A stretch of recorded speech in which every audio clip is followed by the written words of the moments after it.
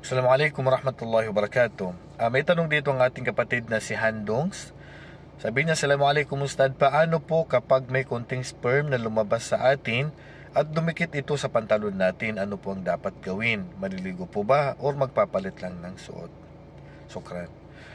Waalaikumsalam warahmatullahi wabarakatuh. Ang sperm ay nagkaroon dito ng opinion ng ating mga ulama. Yung sperm o similya na lumalabas sa atin sanhi ng pagtatalik o kaya ay wet dream o panaginip. So, may nagsabi na ito ay marumi, kailangan daw hugasan, at may nagsabi na ito ay malinis. At ang pinakamalapit sa tama, ito po ay malinis. Sperm o similya ay malinis po ito. So, hindi po obligado na kailangan natin hugasan ito ng tubig.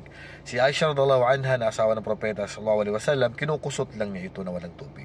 So, ibig sabihin, hindi mo pwedeng kusutin ang isang bagay kung marumi. Kailangan talagang hugasan. So, nagpapatunay na ito ay malinis. Pero pag lumabas ito sa atin, obligado pong maligo tayo. Kapag halimbawa, lumabas sa pamagitan ng sarap dahil nagipagtalik ka o nanaginip ka at lumabas yung sperm, obligado pong maligo. Hindi po pwedeng hindi tayo maligo. Okay? Pero yung tinamaan ng sperm ay hindi po obligadong hugasan. Pero kung hugasan natin, mas mainam. Pero kung obligado mong hugasan ng tubig, hindi po obligado. Kahit kusutin mo lang yan, sapat na po yan. At kahit walang tubig. O naisuot mo pang sala, walang problema. Wallahu a'lam. Assalamualaikum warahmatullahi wabarakatuh.